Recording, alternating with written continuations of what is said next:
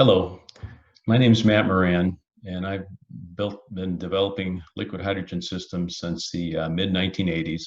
And I'd like to take the next 15 minutes or so to talk about safe handling of these types of systems based on my experiences with NASA, the Department of Defense, and various commercial and industrial customers. Let me start first by mentioning that all the safety considerations for gaseous hydrogen, of course, pertain to liquid, providing ventilation, preventing leaks, eliminating ignition sources being the top three to always consider. And of course, that's driven by the flammability, ignition temperature, and energy for hydrogen, permeability, and so forth, as you see in the top blue circle there. But liquid hydrogen adds some additional safety considerations by virtue of the temperatures being down in the cryogenic range, and also liquid vapor phase changes that occur that are very common in liquid hydrogen systems and cause or can cause overpressure, structural failures, and operational anomalies of various types. So those are the kinds of things I'd like to focus on this presentation. I included a few codes and standards here. The one that some folks may not be familiar with that they might find useful is the NASA standard that's listed. I'd also like to point out, just taking a look at those temperatures that we're talking about here, hydrogen liquefies at about a little over 20 K. That's just about 20 degrees above absolute zero. So the temperature differentials you're generally working with liquid hydrogen systems, at least in liquid form, are very high, and that drives a lot of the safety issues that you have to consider. Parahydrogen is the form that hydrogen equilibrium takes at cryogenic temperatures. At room temperature, it's in ortho form. So that's one thing I just wanted to make sure folks think about when they're looking at properties of hydrogen. If you're down in these cryogenic temperatures, you're 100% parahydrogen.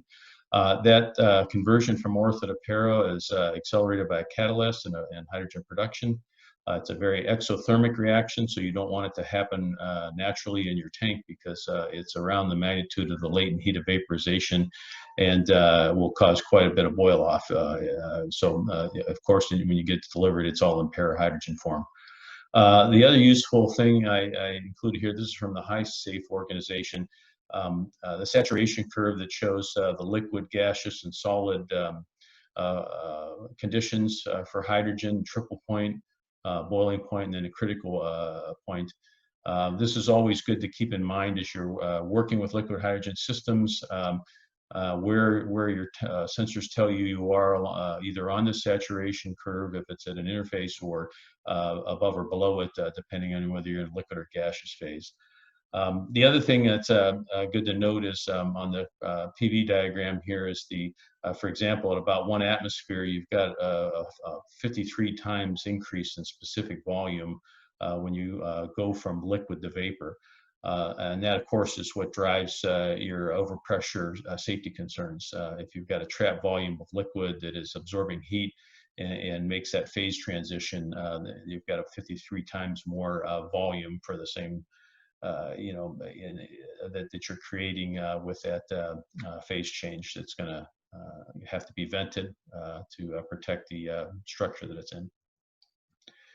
These are a few safety considerations. As I said, a lot of them are similar to gaseous hydrogen, so I'll just focus on the ones that are kind of unique to liquid hydrogen here. This is not meant to be comprehensive by any means, but I thought it's a nice cheat sheet that I pulled together for this presentation to kind of help walk through and think about some of the things that are critical to think about with a liquid hydrogen system. Frostbite, of course, is a main issue at these temperatures, particularly for exposure beyond a few seconds. Protective clothing is essentially the way to handle that for the most part. Sensory, similar to gaseous, colorless, odorless, invisible flame in daylight. So, our infrared sensors or cameras are often critical if you want to be able to have a fire detection or flame detection in your flare stack or for anomalies. Materials and construction. This is where the cryogenic temperature starts to become important. You've got to be very careful about properties in the cryogenic range. Very nonlinear generally. In fact, if you assume they're nonlinear, you're usually going to be right. The biggest mistake I see people make that are new to the cryogenic field and the cryogenic temperatures, very low temperatures, is they assume they can extrapolate properties down from room temperature or maybe the higher cryogenic temperatures down into very low cryogenic temperatures like liquid hydrogen, and it'll be accurate. And that's a bad assumption. You really have to understand those material properties, find the right source to get everything from strength of materials to thermophysical properties. Overpressure and then burst and rupture that can be affected by that in your various tanks and piping is a big piece of liquid hydrogen systems to be cognizant of and to do mitigations for. I'll spend more time on this on future slides, but I want to point that out. Likewise, environmental moisture buildup, either from rain or condensing out of the air. Always something to be thinking about with liquid hydrogen systems. If you have a cold surface that hasn't been properly insulated on your system, you can freeze out water, might block your relief systems, for example, bad case scenario there. Or cause other frosting, and it can condense out constituents in the air, most notably oxygen. So you can have an oxygen-enriched local environment, or even have cooling of liquid oxygen if you really did a poor job or didn't think about an area that needed insulated, like a vent line that you had to dump quickly a bunch of liquid hydrogen through. Flammability and ignition, very similar to the gaseous hydrogen. The main difference is, of course, you can have more concentration because it's in liquid form. And that comes into play here with the cold vapor as well. Of course, hydrogen will dissipate quickly because of its low density in air. However, if you have a large spill of liquid or a very high vent flow rate, while that vapor is still cold, it can be denser than air. So it can be close to the ground for a short period of time until it dissipates. So it's something to keep in mind. Contamination, as with gas, is very important. Make sure you've got properly cleaned materials, wetted surfaces.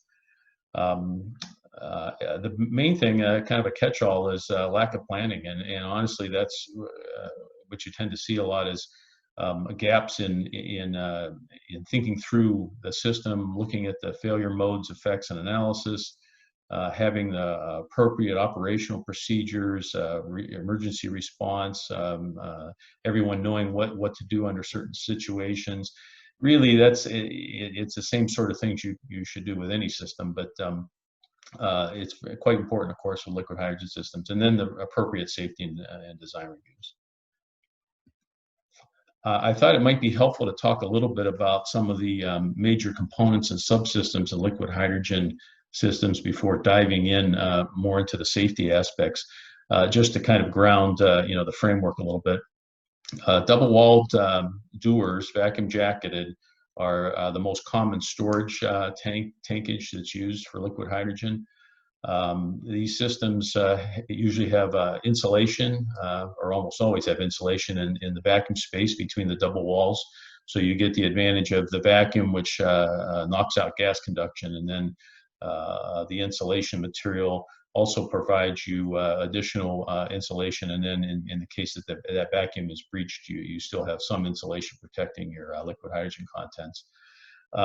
These kind of dewars give very high thermal performance. 0.5% of boil off per day is not uncommon for larger vessels in terms of a well-designed one. I'll note here, and we'll talk about it towards the end of the presentation, you can actually completely eliminate or reduce the boil off by using a cryo-refrigeration system.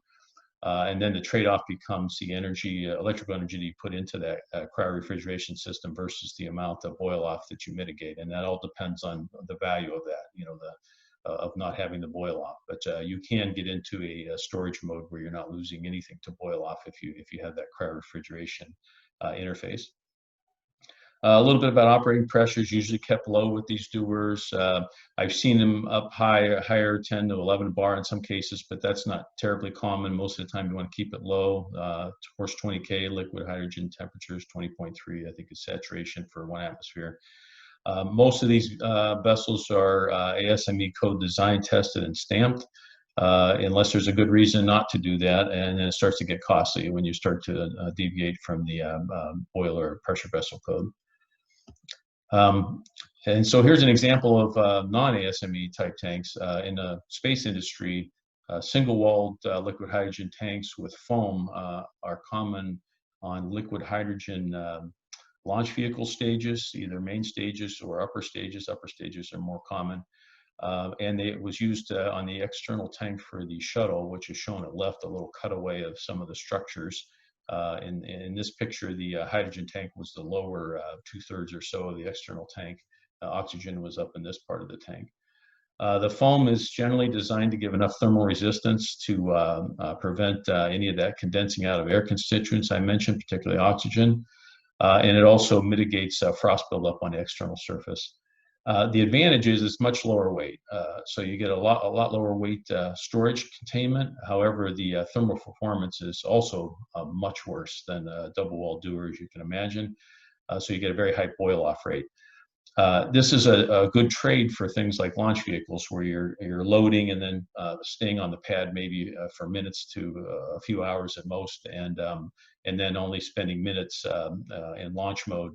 And you've consumed pretty much all of your hydrogen at that point. And it's also the reason you don't see it in storage vessels for most other applications, because those storage times are just insufficient, too high of a boil-off rate. However, you're beginning to see this technology, single wall with insulation and composite tanks that have been designed for cryogenic temperature, starting to get further along in technology development, particularly for aircraft applications because of the lightweight needed. So I think there's a lot more coming in that direction. I've been keeping an eye on this myself. That might start to kind of bridge that gap between single wall performance and Dewar performance.